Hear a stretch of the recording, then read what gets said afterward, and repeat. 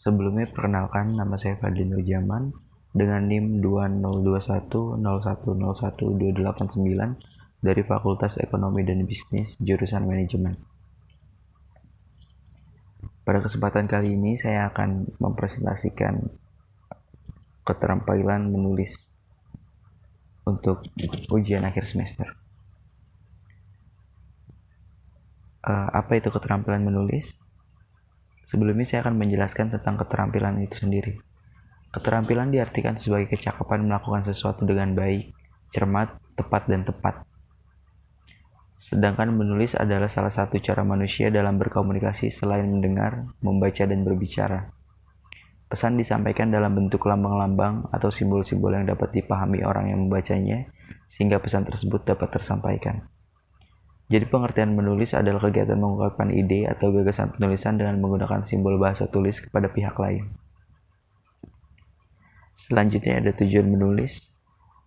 Ada 4 tujuan utama menulis, yaitu memberikan informasi. Menulis bertujuan memberikan informasi berupa tentang sesuatu hal yang baik, berupa fakta, peristiwa, pendapat, pandangan, dan data kepada pembaca. Kemudian ada membujuk. Menulis bertujuan memujuk para pembaca untuk menentukan sikap, mendukung, dan menyetujui gagasan, ide, atau pendapat yang dituangkan oleh penulis. Yang ketiga ada mendidik. Tulisan juga membantu mengasah dan menambah tingkat kecerdasan seseorang. Pada akhirnya, tulisan bisa mengubah dan ikut menentukan perilaku seseorang. Yang terakhir ada menghibur. Tulisan dapat dijadikan media hiburan bagi pembacanya, seperti cerpen, novel, atau yang lainnya. Kemudian ada manfaat menulis. Ini dijelaskan oleh Muhammad Yunus dan Suparno. Mengemukakan manfaat menulis adalah sebagai berikut. Yang pertama, meningkatkan kecerdasan. Kedua, mengembangkan daya inisiatif dan kreativitas. Ketiga, menumbuhkan keberanian. Keempat, mendorong kemauan dan kemampuan mengumpulkan informasi. Sebelum saya lanjut, sedikit saya jelaskan dari manfaat menulis. Bagi saya sendiri, untuk dapat bisa menulis, seseorang harus bisa dan mau untuk membaca buku.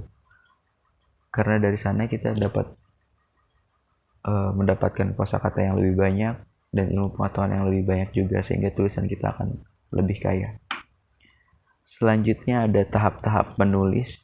Yang pertama itu ada pratulis. Tahap tersebut merupakan tahap di mana penulis mempertimbangkan pemilihan topik dari segi menarik atau tidaknya terhadap pembaca. Kedua ada tahap pembuatan. Pada tahap ini penulis mengutamakan isi tulisan daripada tata tulisnya, sehingga semua pikiran, gagasan, dan perasaan dapat dituangkan ke dalam tulisan. Ketiga ada tahap revisi. Penulis berusaha menyempurnakan draft yang telah selesai agar tulisan tetap fokus pada tujuan. Dan tahap yang terakhir merupakan tahap yang paling penting, yaitu meneliti kembali kesalahan dan kelemahan pada draft kasar dengan melihat kembali ketepatannya dengan gagasan utama, tujuan penulisan, jalan pembaca, dan kriteria penerbitan. Kemudian ada kiat-kiat menulis. Gagasan yang baik menjadi efektif bila disajikan dengan bahasa yang baik dan benar. Tentu saja seorang penulis berkeinginan agar tulisan yang dihasilkan itu efektif.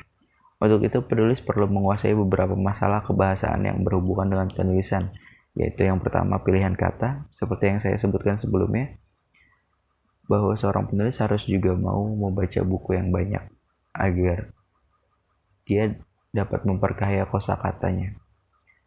Kemudian ada struktur kalimat. Dalam struktur kalimat ini memiliki ada 5 hal yang harus diperhatikan, yaitu kesatuan dan kepaduan antar kalimat, kesejajaran, kehematan, kevariasian, ketertimpangan.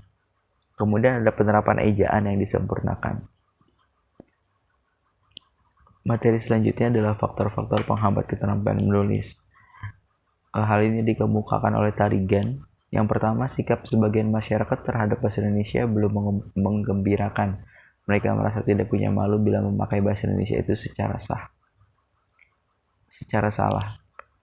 Yang kedua, ada kesibukan guru bahasa Indonesia di luar jam kerjanya menyebabkan mereka tidak sempat lagi memikirkan bagaimana cara pelaksanaan mengarang yang menarik dan efektif. Yang ketiga, sebagai akibat dari 2 poin, maka metode dan teknik mengarang kurang bervariasi.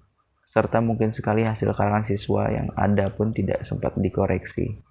Yang terakhir, bagi siswa sendiri pengajaran mengarang dirasakan sebagai beban belaka dan kurang menarik. Hal yang terakhir disampaikan adalah jenis-jenis tulisan. Terdapat 4. Yang pertama itu deskripsi, merupakan suatu bentuk karangan yang melukiskan sesuatu sesuai dengan keadaan yang sebenarnya. Kedua, ada eksposisi, tulisan yang bertujuan untuk memberitahu, mengupas, menguraikan atau menerangkan sesuatu. Ketiga, ada argumentasi, karangan yang terdiri atas paparan, alasan, dan tesisan pendapat untuk membangun atau membuat kesimpulan. Keempat, ada narasi, tulisan yang berbentuk karangan yang menyajikan serangkaian peristiwa atau kejadian menurut urutan kronologinya. Terakhir, ada kata-kata yang saya lupa dari siapa. Begini kira-kira, menulis adalah pelajaran seumur hidup. Dapat diartikan bahwa menulis tidak hanya kita pelajari dalam sehari 2 hari, namun seumur hidup. Itu artinya selama kita hidup, menulis adalah hal yang dapat kita pelajari hingga kuasa kita bertambah dan memperkaya juga wawasan kita. Terima kasih.